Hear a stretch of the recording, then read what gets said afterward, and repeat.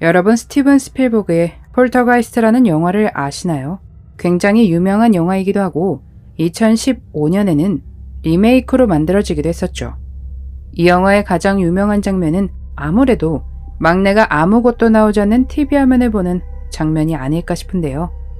물론 막내 말고도 다른 가족들도 이상현상의 고통을 받는데 그 중에 이 화면을 보시면 데이나 프릴링 역을 맡았던 도미니크 던이라는 배우분의 사건을 이야기해 볼까 합니다.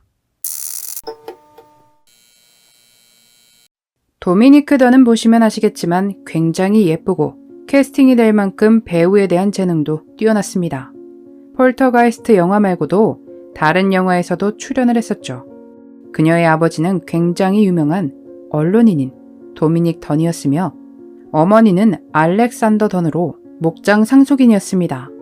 그녀의 형제는 알렉스와 그리핀 2명이 있었고 그리핀 역시 그녀처럼 드라마에서 배역을 맡아 연기를 했었습니다.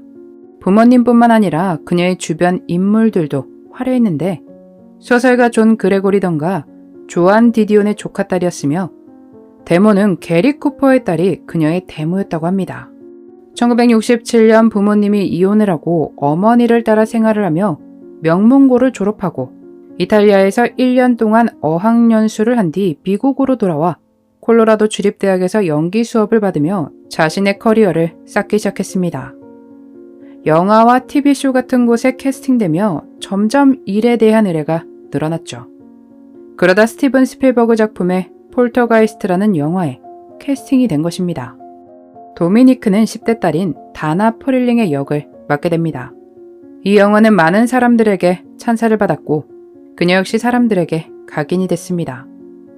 그렇게 모든 것이 술술 풀리던 그녀에게 사랑 또한 찾아옵니다.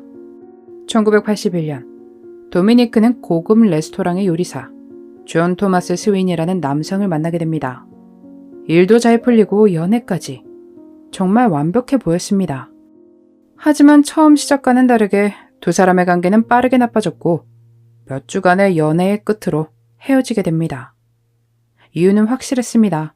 스윈이는 질투심이 많고 소유욕이 강했으며 이것은 폭력으로 이어졌는데 그것을 버티던 도미니크는 1982년 9월 26일 스윈이와 함께 살던 아파트에서 도망쳐 엄마의 집에 머뭅니다. 그렇게 두 사람은 헤어졌고 도미니크는 다시 집으로 돌아온 뒤 집 현관문의 자물쇠를 바꿉니다. 그녀는 다시 일상으로 돌아갔고 제의받은 일들에 매진했습니다.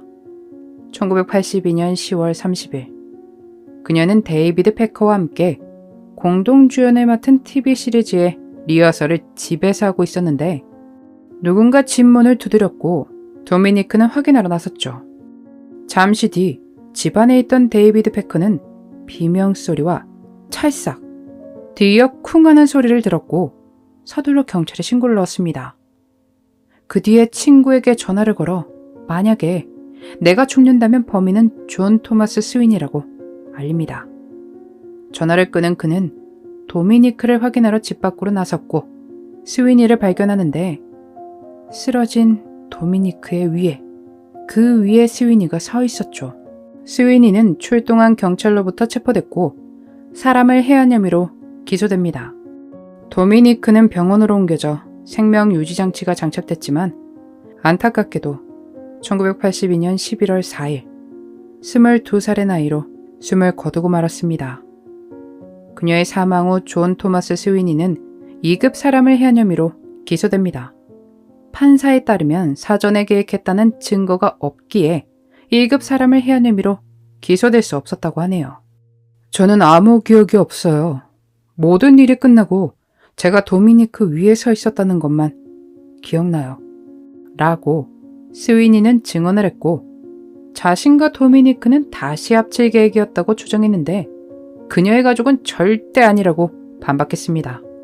이 재판에서 스위니의 전 여자친구도 증언을 합니다.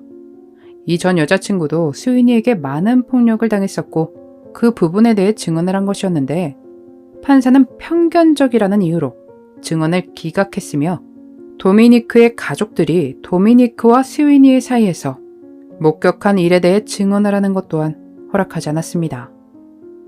누구를 위한 재판이었는지 모를 재판은 스위니가 과실치사 혐의에 대해 유죄 판결이 내려지며 6년 6개월의 징역형을 선고받고 끝이 납니다. 그마저도 다 이루어지지 않았습니다. 실제로 그는 감옥에서 3년을 복역한 뒤 풀려납니다. 그 뒤에 그의 삶은 어땠을까요? 사람들에게 손가락질 받으며 망가졌을까요? 아니요. 그는 석방된 뒤 로스앤젤레스에서 수석 셰프로 고용됩니다. 이런 행태에 어떻게 분노하지 않을 수 있습니까? 그녀의 가족과 지인들은 그가 일하는 가게 앞에서 전단지를 나눠주며 스위니가 어떤 사람인지 알렸습니다. 사람들이 그 부분에 대해 점점 인지하고 심각해지자 그는 가게를 그만두고 로스앤젤레스를 떠나 이름까지 바꾸고 캘리포니아에 거주하며 평범하게 살아가고 있다고 하네요. 도미니크의 가족들은 여전히 슬픔에 잠겨 있습니다. 그녀가 살아있었다면 그녀는 분명 전 세계의 이름을 알릴 그런 배우였을 것이라고 말했죠. 가족은 스위니로부터 도미니크가 해를 입었으며 그는 사람을 해한 사람이기에 분명 또 똑같은 짓을 할 것이라고 생각하고 있습니다. 그녀의 아버지 역시 이전에는 황폐라는 단어를 진정으로 이해하지 못했었지만 지금은 그렇지 않다고 말했죠.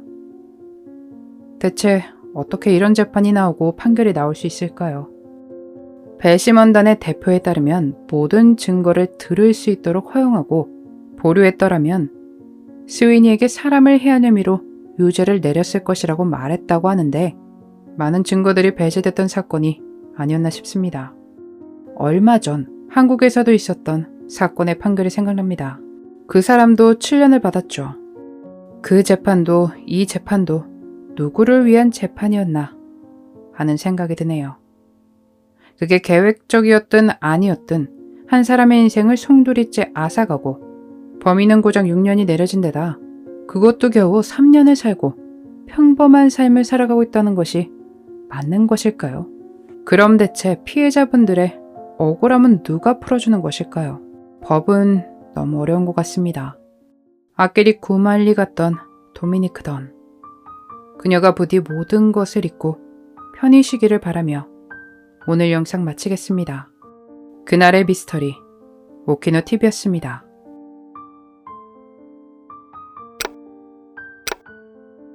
마지막까지 시청해주셔서 감사합니다. 좋아요와 구독은 저에게 큰 힘을 줍니다. 오늘 하루도 수고하셨습니다. 좋은 밤 보내세요.